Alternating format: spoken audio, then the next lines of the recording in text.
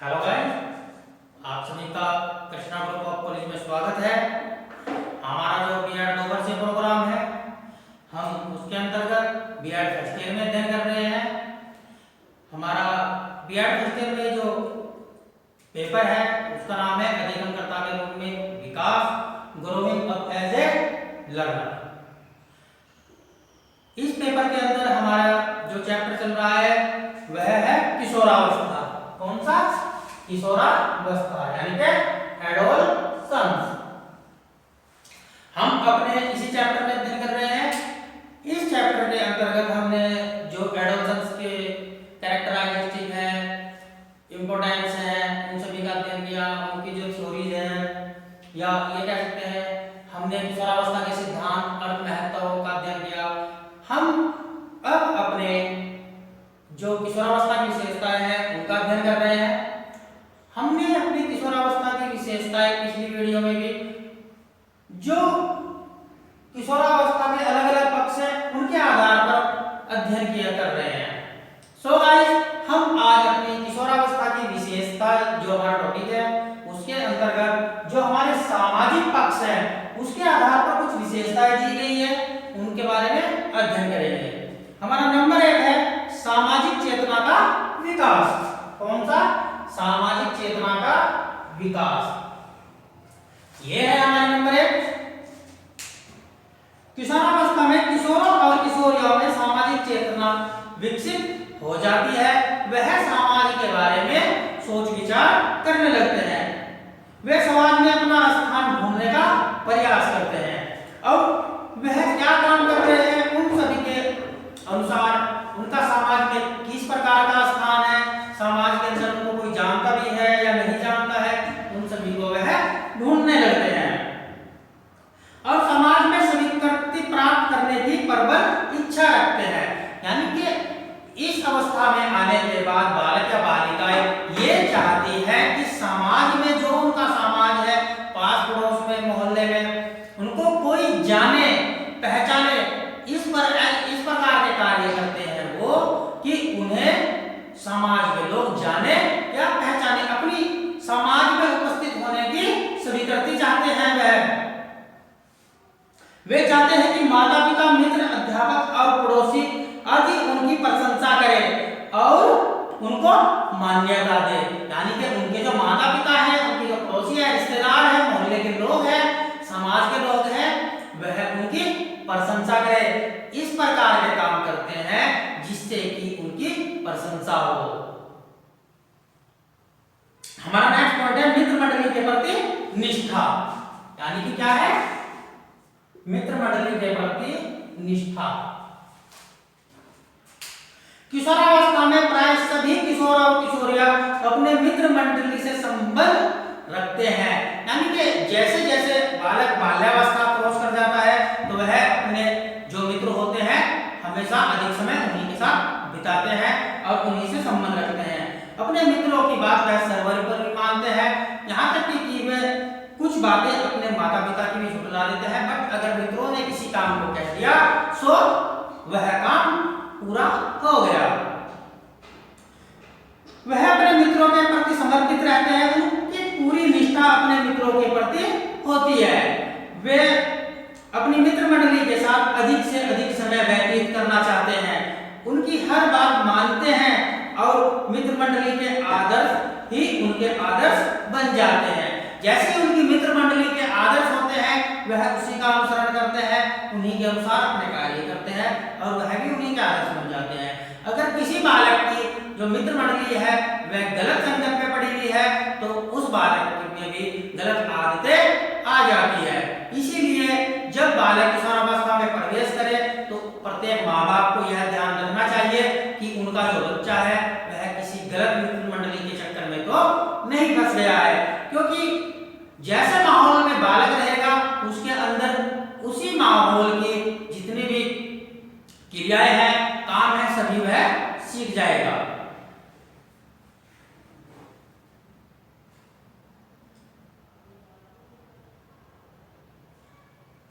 ये एक ऐसी अवस्था होती है जो मित्रता में दृढ़ता महसूस करती है।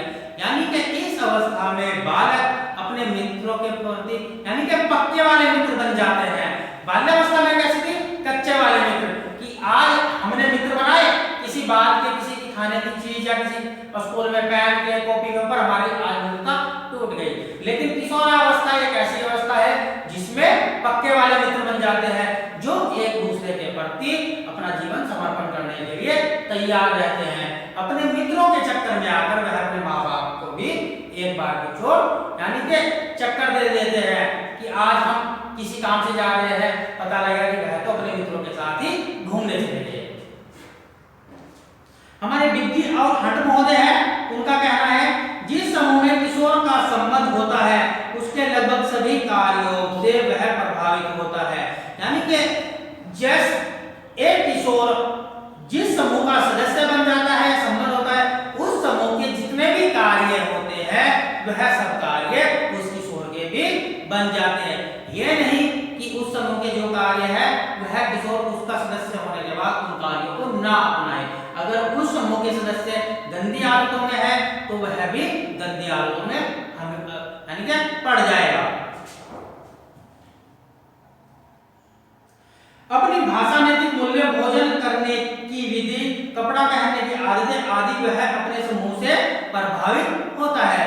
यानी कि इस प्रकार की जितनी भी आदतें बालक के अंदर आती है वह सभी अपने समूह से सीख लेता है। यह मान लीजिए कि एक समूह मित्र मंडली में 10 सदस्य हैं, 10 सदस्यों में से 9 सदस्य पहले से ही कुर्ता पजामा पहनते हैं, जो 10वां सदस्य है वह भी उनको देखकर कुर्ता पजामा पहनना शुरू कर देगा। जिस प्रकार से वह भोजन करते हैं, खेलते हैं, कूदते हैं, उठते हैं, बैठते हैं, उसके अंदर भी उसी प्रकार के गुण समाहित हो जाएंगे। हमारा नेक्स्ट पॉइंट है सामाजिक उत्तरदायित्व का या सामाजिक उत्तरदायित्व का विकास। यह है थर्ड पॉइंट, सामाजिक उत्तरदायित्व की भावना का विकास। सॉरी, पहले में था चेतना का विकास और सामाजिक उत्तरदायित्व की भावना का विकास। किशोरावस्था में किशोर और किशोरियों जो लड़कियां होती है समाज के प्रति अपने उत्तरदायित्वों को समझने लगती है। यानी कि वह यह जान जाती है कि इस समाज में रहकर हमारे कौन कौन से उत्तरदायित्व है, किस चीज को हमें नष्ट करना है, किसको संभालना है, किसकी सुरक्षा करनी है, समाज के अंदर रहकर हमें कैसा व्यवहार किसके साथ करना है। इन सब बातों को किशोरावस्था में जाकर किशोर और किशोरियां समझने लगती है। सॉरी,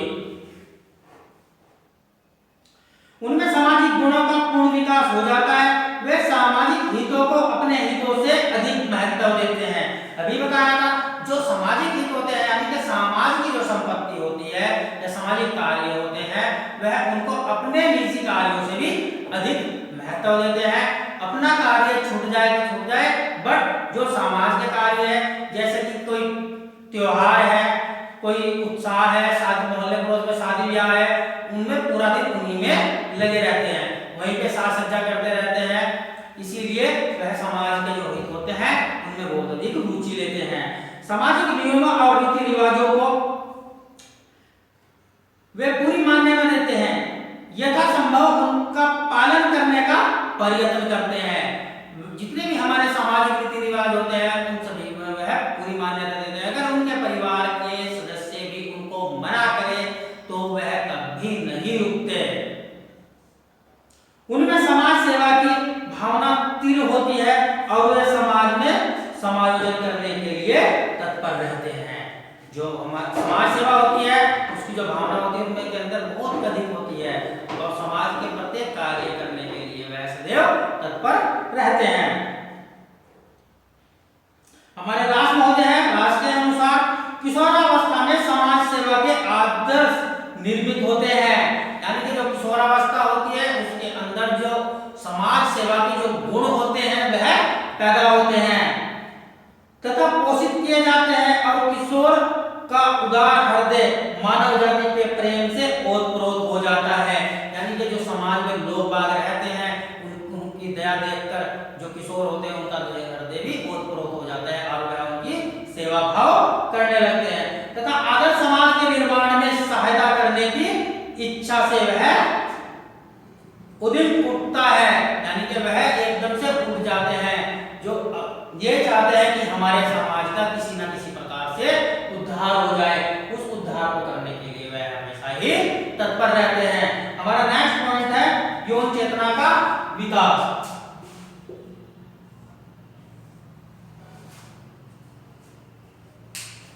किशोरावस्था में किशोर और किशोरियों में यौन चेतना का विकास की जो गति है वह तीव्र गति होती है, यानी कि तीव्र गति से होता है। जो लड़के लड़कियों की तरफ आकर्षित होते हैं और लड़कियां लड़कों की तरफ आकर्षित होती है, वे समझने लगते हैं कि इनमें परस्पर मेल जोल बढ़ने की इच्छा बढ़ जाती है। यानी कि जो किशोरावस्था में बालिकाएं आ जाती हैं, बालक या बालिकाएं आ जाती हैं, तो उनके आपस में ही मेल जोल बहुत अत्यधिक बढ़ने लगते हैं। वह अपने दोस्तों के प्रति पूर्ण रूप से समर्पित होने लगते हैं, वे एक दूसरे के प्रति आकर्षित होने लगते हैं।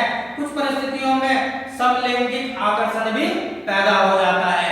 यानी कि बहुत सी ऐसी परिस्थितियां होती है जिसमें समलैंगिक आकर्षण पैदा हो जाता है, यानी कि लड़कियां लड़कियों से ही प्रेम करने लगती है, उनका आलिंगन करने लगती है, उनको हक करने लगती है, यानी कि गले मिलने लगती है, इस तरीके के बिहेव करने लगते हैं। और कुछ यानी कि विपरीत लिंगी कामुकता बढ़ जाती है। यौन चेतना के कारण वे अपनी वेशभूषा बनाव श्रृंगार के प्रति बहुत ही जागरूक होते हैं।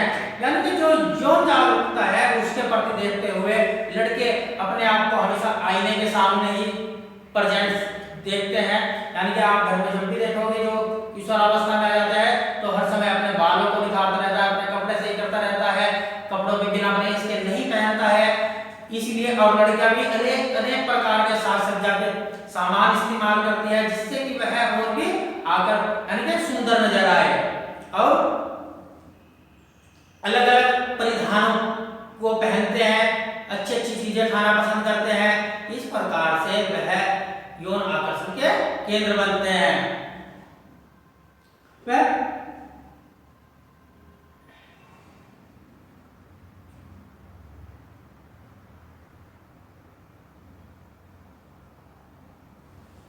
अपने वेशभूषा यानी कि कपड़ों आदि में और अपने श्रृंगार आदि में ही ओतप्रोत रहते हैं। हमारा नेक्स्ट पॉइंट है व्यावसायिक चेतना का विकास।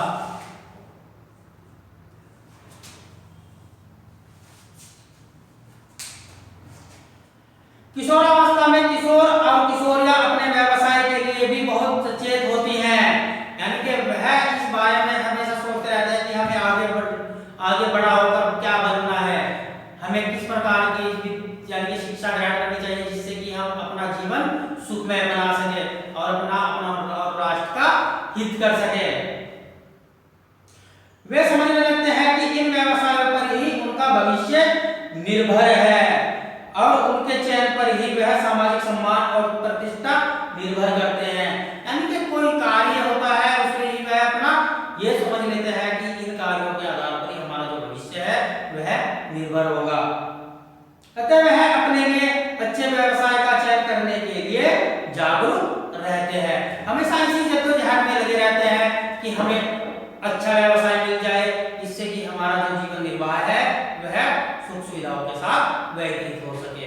इसलिए वह अपने व्यवसाय के प्रति भी बहुत चेतना रखते हैं, यानी कि जागरूक रहते हैं। नेक्स्ट पॉइंट हमारा जीवन दर्शन का निर्माण। कौन सा है भाई? जीवन दर्शन का निर्माण।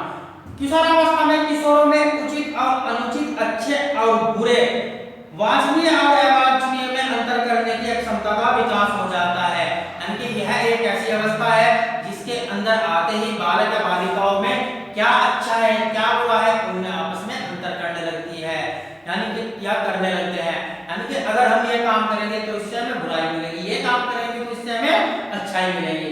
इसलिए उनके अंदर अनुचित, अच्छे और बुरे, वांछनीय और अवांछनीय यानी कि जो कार्य होते हैं उनमें आपस में अंतर क्या डिफरेंसेस है वह समझने की शक्ति आ जाती है। उनके अपने विचार, दृष्टिकोण, आदर्श और सिद्धांत होते हैं। उनके सोचने का जीवन जीने का अपना ढंग होता है। यानी कि जब किशोरावस्था में बालक आ जाते हैं तो उनके अपने खुद के विचार होते हैं और जो है जीवन व्यतीत करते ढंग होता है।